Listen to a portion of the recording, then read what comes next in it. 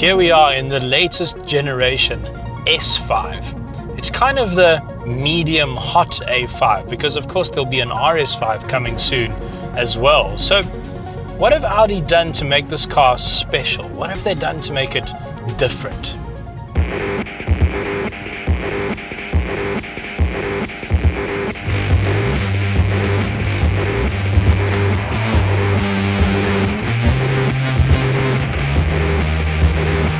Well, first and foremost, they've made the cabin really special.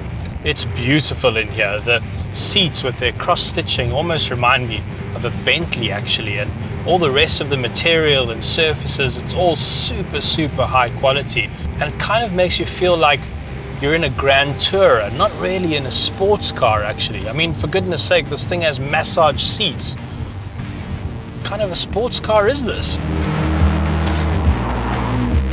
And they've given it a new engine. It has a 3-litre V6 with 1 turbocharger, and interestingly it puts out so much torque, 500 Newton meters, that it couldn't be coupled to the DSG gearbox. They've had to use a ZF8 speed in here to deal with all that twisting force.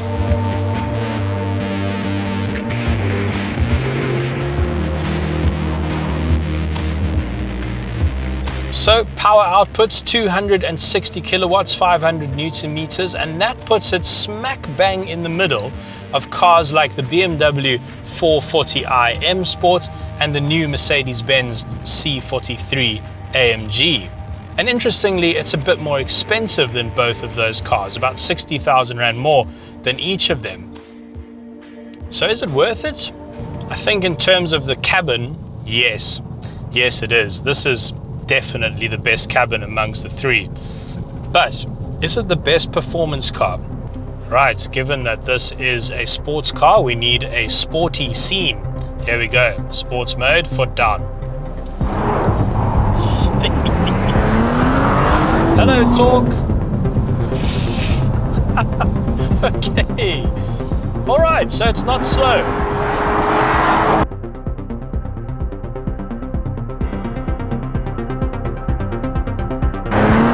$260 kilowatts these days is not a huge amount. I mean, you can get it in hot hatchbacks like the A45 AMG, but coupled with 500 Newton meters of torque, this thing definitely doesn't lack for power. And who knows what engine they're going to stick in the RS5, but it's going to have to be quite special. This thing's proper.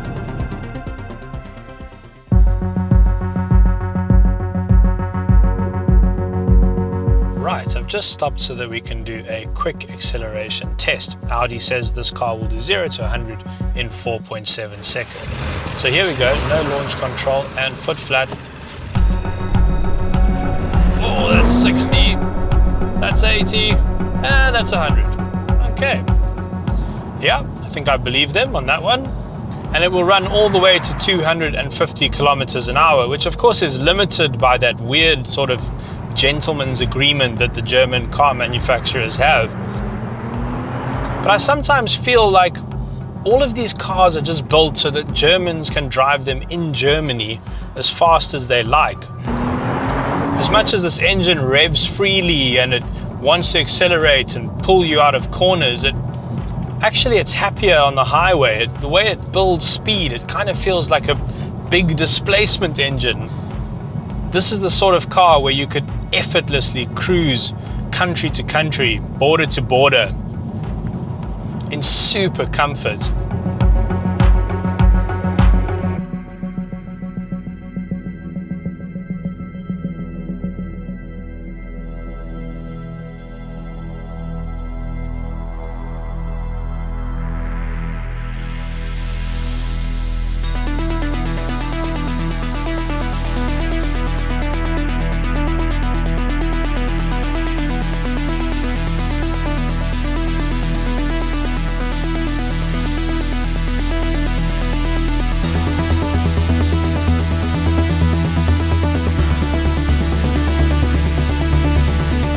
The brains trust at Audi that looks after interiors must have been working overtime on this one, because this is one of the most well thought out cabins that I've ever come across.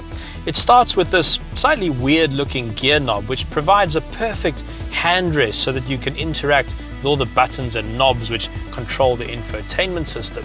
And then under here, there's a wireless charging pad which will wirelessly charge your cell phone. And you can plug it straight into the aux jack or the USB ports, which will connect you to the sound system. That's really clever. And all the materials in here are just beautiful. The leather seats, this leather steering wheel with fine stitching, the Alcantara on the doors, it's all just lovely. Then of course there's all the tech. There's Audi's virtual cockpit, which you control on the steering wheel. This thing will park itself. You can control the suspension. It will give you a massage. There's so much going on in here. In fact, once you get comfortable in the S5, you might find that it's a lot nicer than your house. You just sort of get home and park in the driveway and not want to leave.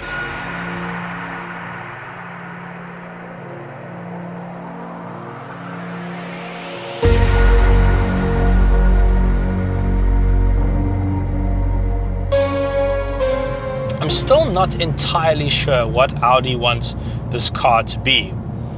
Is it a sports car? Is it a Grand Tourer? It kind of has elements of both of those. It also feels like something you could really enjoy driving day to day. But then you put your foot down and tackle a corner or two and sort of really enjoyable. Really enjoying myself in here. I didn't really think I would as much.